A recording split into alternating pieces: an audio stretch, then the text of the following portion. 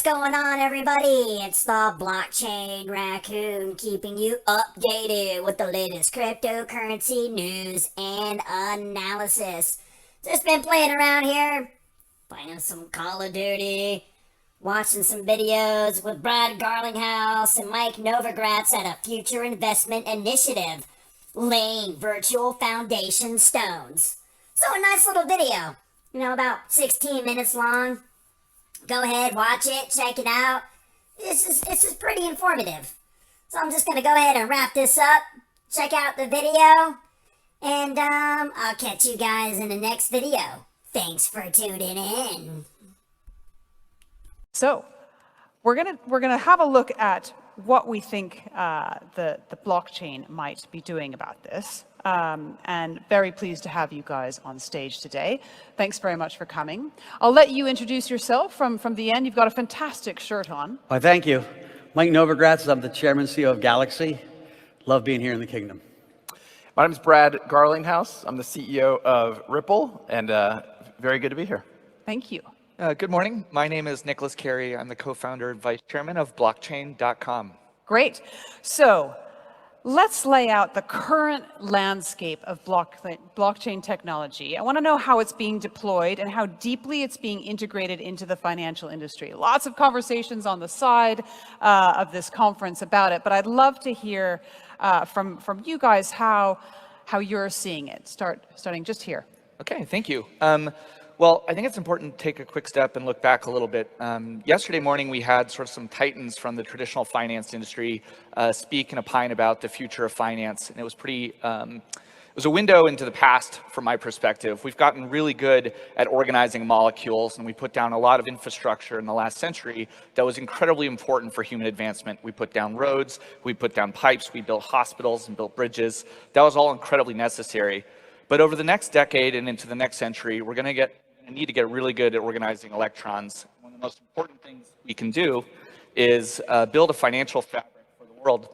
Sorry, my mic is cutting in and out a little bit. Yeah. One of the most important things we can do is wrap the planet in an economic fabric that makes it possible for all people to participate in trading and exchanging wealth.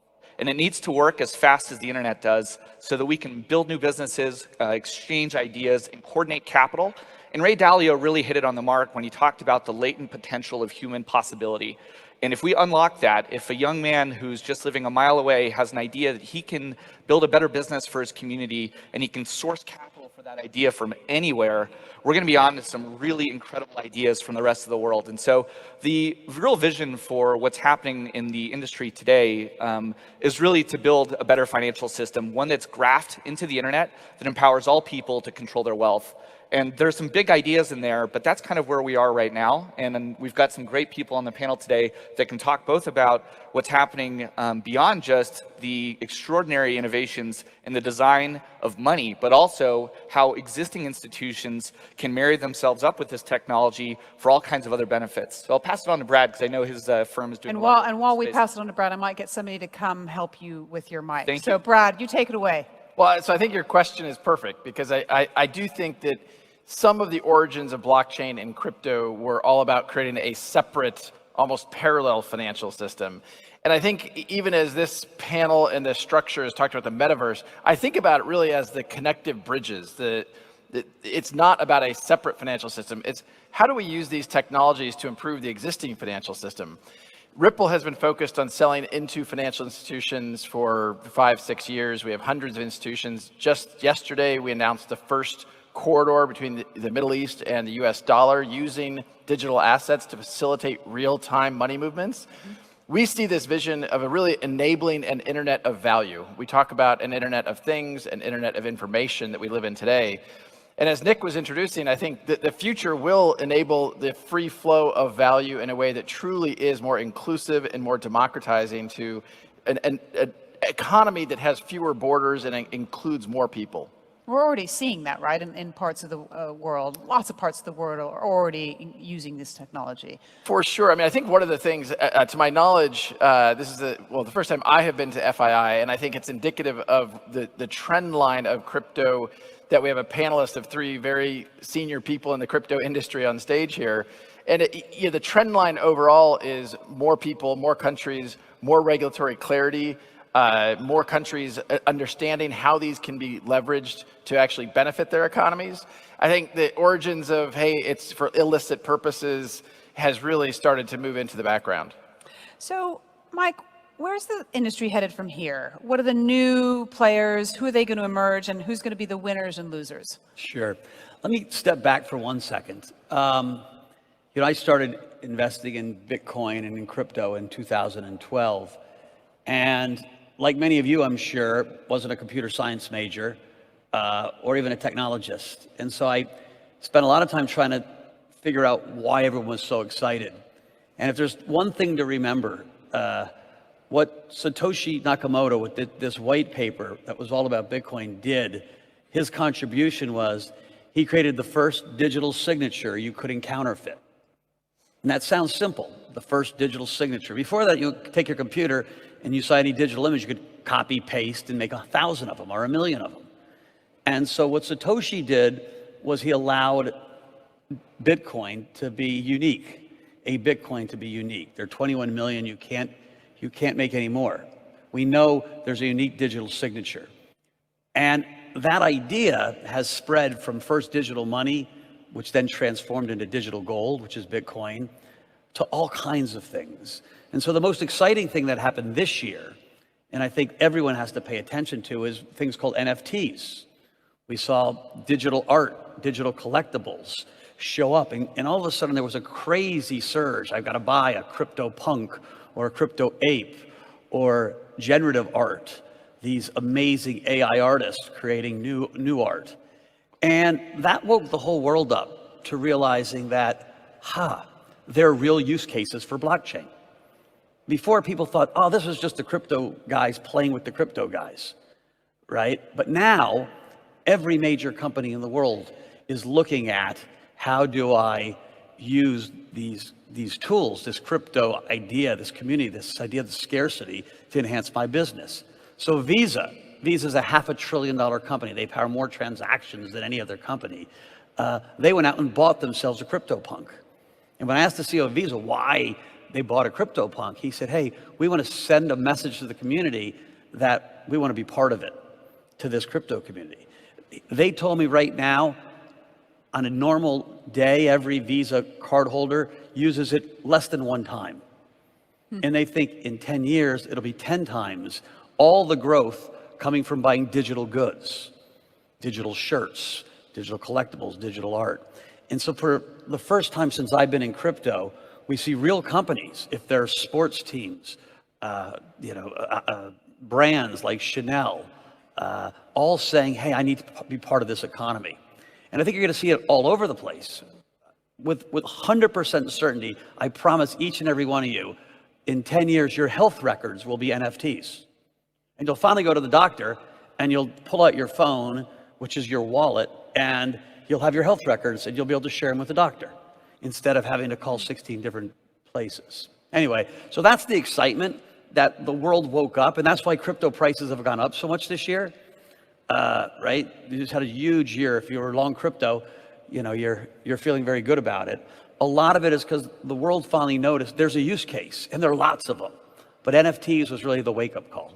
I want to respond a little bit to some of that, which is true. At blockchain.com, we've had over 80 million people sign up over the last decade. There's a cultural phenomena in art, in music, and in sport. There's a financial phenomena around how do we tool all of our systems to be more efficient and digitally native in the first place. And there's incredible innovation and investment happening in this industry, and it's recycling. We're learning lessons, and we're getting faster, better, and cheaper. And if we look at how technology, which is a true driver of history, has evolved over the past 100 years, it's pretty obvious, to me at least, that over the next decade, the internet will be the greatest contributor to GDP in the world. The time to invest in humanity and the time to invest in enabling technologies that bring wide-scale utility in the financial services industry is right now. And I can speak quickly for my firm. We've seen the fastest growth ever in the adoption of wallets. This is really important. Wallets are tools that enable you to passport into this future of new financial services. You can send, receive, secure, trade, and exchange digital forms of wealth. Sometimes those are cryptocurrencies, sometimes they're stable coins. They allow you to remit money instantly, basically from Dubai to the Philippines or from the United States to El Salvador, which is a really interesting example this year. We now have a country that has adopted a digital currency as also part of their national currency's obligations. And so we expect to see more of these things going on, but it's a really incredible year for crypto, and we'd love to see more participation from everyone here. Does it matter about the regulatory systems? Because that's one of the issues that people always bring up with this issue. I wonder what matters, and also who's doing it really well.